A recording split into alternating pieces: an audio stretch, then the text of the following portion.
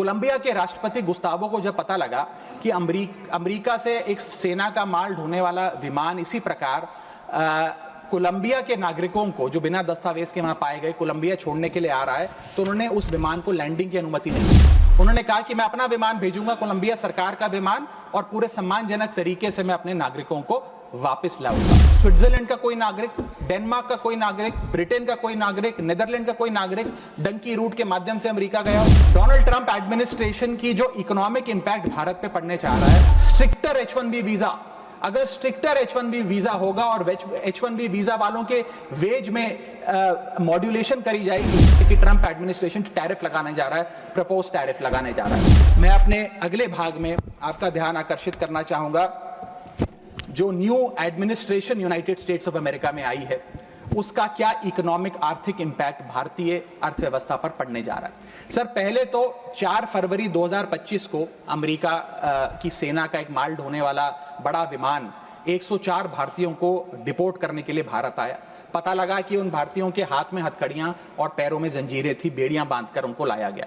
बताया जा रहा है कि 7,25,000 ऐसे लोग हैं जो बिना दस्तावेज के भारतीय प्रवासी वहां रह रहे हैं, जिनको अब एक एक कर अमेरिका भारत वापस भेजने जा रहा है। सर, हम चले तो विश्व गुरु बनने थे, वहां अमेरिका ने अपनी मिलिट्री लगाकर हजारों लोगों को डिपोर्ट करना शुरू कर दिया है।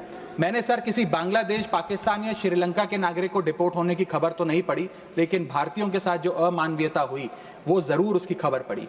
सर, मैं ये स्पष्ट करना चाहता हूं कि इलीगल माइग्रेशन को तो शायद इलीगल इमिग्रेशन को इस सदन में बैठा कोई भी व्यक्ति सपोर्ट नहीं करेगा, लेकिन सर जो उस नाउमीदी के शिकार रोजगार की तलाश में युवा गए, उनके साथ जो इनह्यूमन ट्रीटमेंट हुआ उसको लेकर तो हमें आवाज बुलंद करनी चाहिए। सर, 40 घंटे तक उनके हाथों और पैरों में बेड़ियां बांध के रखा गया, वॉशरूम तक नहीं जाने दिया गया। सर, इसको लेकर मुझे लगता है शायद इस देश के हर नागरिक का खून खौलता होगा। उसी के सामने, इसी एग्जाम्पल के सामने हमारे पास एक और एग्जाम्पल है। इस दुनिया का एक बहुत छोटा सा देश है सर, कोलंबिया। कोलंबिया के राष्ट्रपति गुस्तावो को जब पता लगा कि अमेरिका से एक सेना का माल ढोने वाला विमान इसी प्रकार कोलंबिया के नागरिकों को जो बिना दस्तावेज के वहां पाए गए कोलंबिया छोड़ने के लिए आ रहा है, तो उन्होंने उस विमान को लैंडिंग की अनुमति नहीं दी। उन्होंने कहा कि मैं अपना विमान भेजूंगा, कोलंबिया सरकार का विमान, और पूरे सम्मानजनक तरीके से मैं अपने नागरिकों को वापस लाऊंगा। सर, वास्तव में कोलंबिया जो डटकर अमेरिका के सामने खड़ा हो गया, वो असल विश्व गुरु बना इस महीने में तो। और मैं मिनिस्टर ऑफ एक्सटर्नल अफेयर्स से भी पूछना चाहूंगा सर कि वो खुद क्यों नहीं गए इन नागरिकों को, हमारे भाइयों बहनों को रिसीव करने?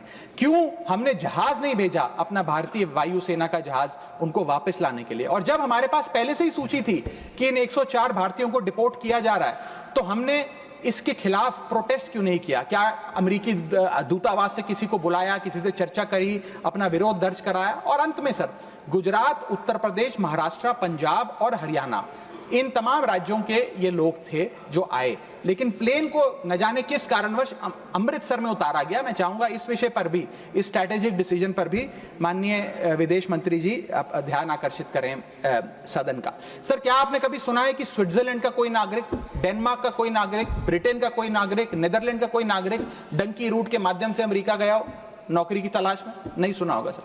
भारतीय ही क्यों मजबूर है डंकी रूट के माध्यम से अमेरिका पहुंचकर वहां पर मेहनत मजदूरी, छोटी मोटी लेबर का काम करने के लिए? वो इसलिए सर क्योंकि इस देश में तमाम सरकारों ने हमारे देश के युवा को बेरोजगार रखा। वादा तो था सर 2 करोड़ नौकरियां देने का, लेकिन वो 2 करोड़ नौकरियां दे नहीं पाई सरकार। शायद लैक ऑफ अपॉर्चुनिटीज और अनएम्प्लॉयमेंट के चलते लोग अमेरिका जाने को मजबूर हो गए। मैं बताना चाहूंगा सर, आप इसको इस परिप्रेक्ष्य में भी देखने की कोशिश करें कि अमेरिका के सबसे पिछड़े राज्यों में एक राज्य है मिसिसिपी जो आता है। मिसिसिपी राज्य में अमेरिका की सबसे लोएस्ट पर कैपिटा इनकम है। मिसिसिपी की भी लोएस्ट पर कैपिटा इनकम $48,000 प्रति वर्ष है। उसका मुकाबला करिए सर, कंपेयर करिए भारत की पर कैपिटा इनकम से।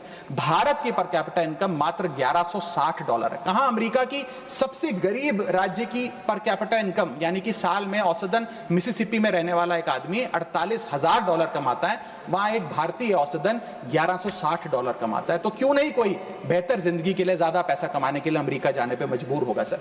सर, मैं डोनाल्ड ट्रंप एडमिनिस्ट्रेशन की जो इकोनॉमिक इंपैक्ट भारत पे पड़ने जा रहा है उस पर भी आपका ध्यान आकर्षित करना चाहूंगा।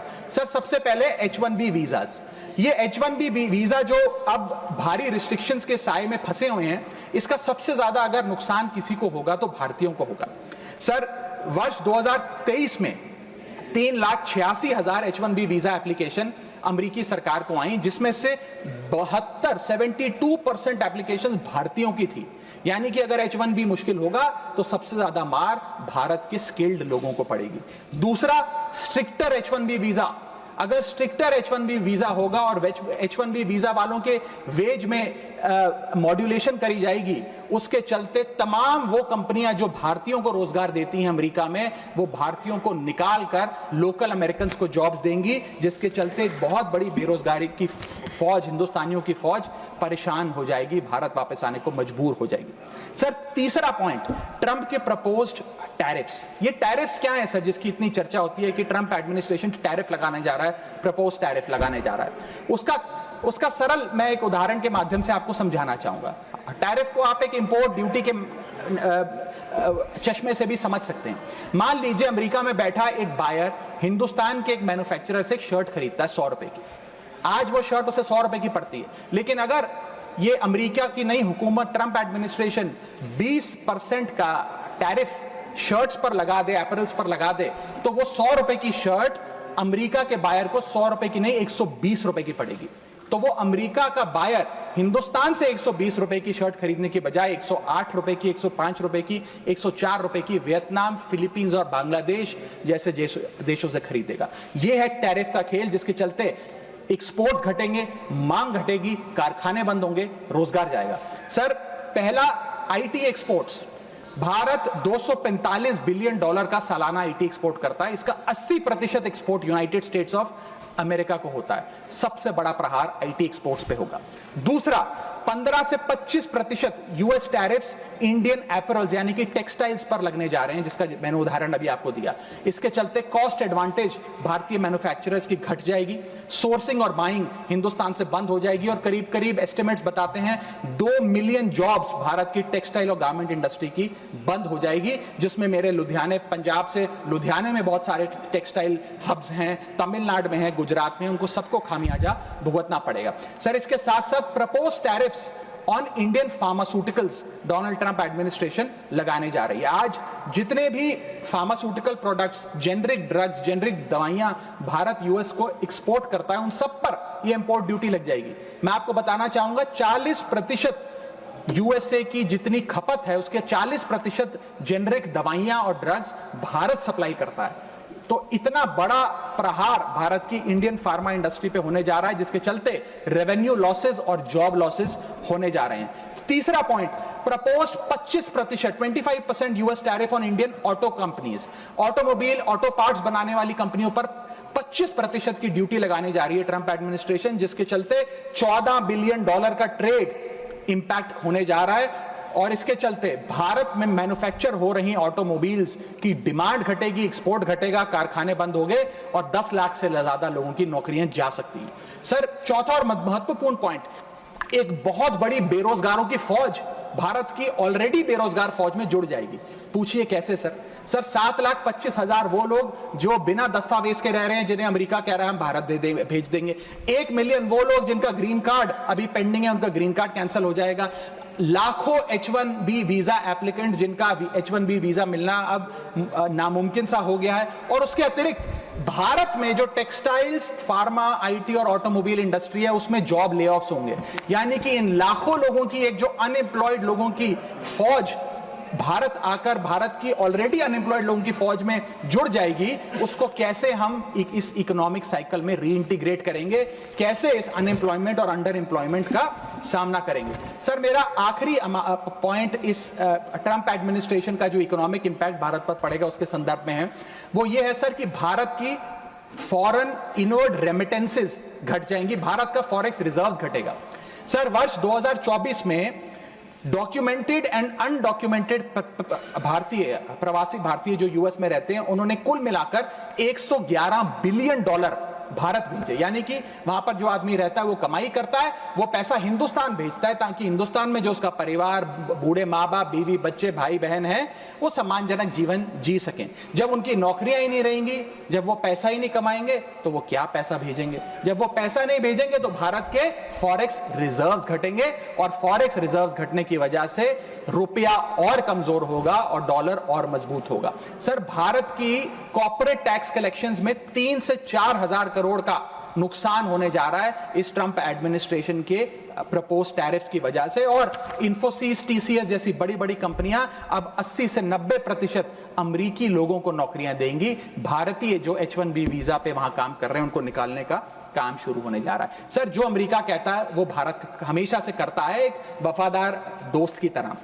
अमेरिका कहता है ईरान से कम तेल खरीदो, हम कम तेल खरीदते हैं। अमेरिका कहता है मुझसे वेपन्स खरीदो, हम डिफेंस हेलीकॉप्टर्स उनसे खरीदते हैं। अमेरिका कहता है फलाना फलाने देश पे मैंने सैंक्शन लगा दिया, इस पे रिस्ट्रिक्शंस लगा दी, इससे आप अपना व्यापार बंद कर दो, हम व्यापार बंद कर देते हैं। अमेरिका कहता है रशिया से डिफेंस एयर सिस्टम ना खरीदो, हम उसे निलंबित कर देते हैं। लेकिन उसकी इन सारी चीजों को मानने और एक वफादार दोस्त होने के नाते हमने ये चीजें मानी भी, उसके बदले भारत को मिलता क्या है सर? और सर, सबसे जरूरी बात, भारत में एक बहुत बड़े वर्ग ने और खास तौर पे भारतीय जनता पार्टी के समर्थकों ने सोशल मीडिया पर कैंपेन चलाया ट्रंप को जिताने के लिए कि ट्रंप चुनाव जीत जाए। न जाने कितने ट्वीट, फेसबुक, इंस्टाग्राम, यूट्यूब पे वीडियो बना बना कर डाले कि ट्रंप जीत जाए। यहां तक कि कुछ लोगों ने तो हवन और अनुष्ठान भी किए कि डोनाल्ड ट्रंप अमेरिका के राष्ट्रपति फिर से बन जाए।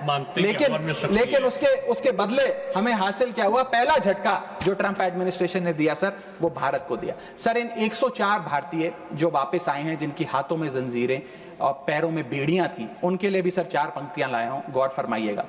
सपना था कि अमेरिका जाकर कुछ कमाएंगे, ये नहीं पता था कि ऐसे बांध कर वापस लाए जाएंगे।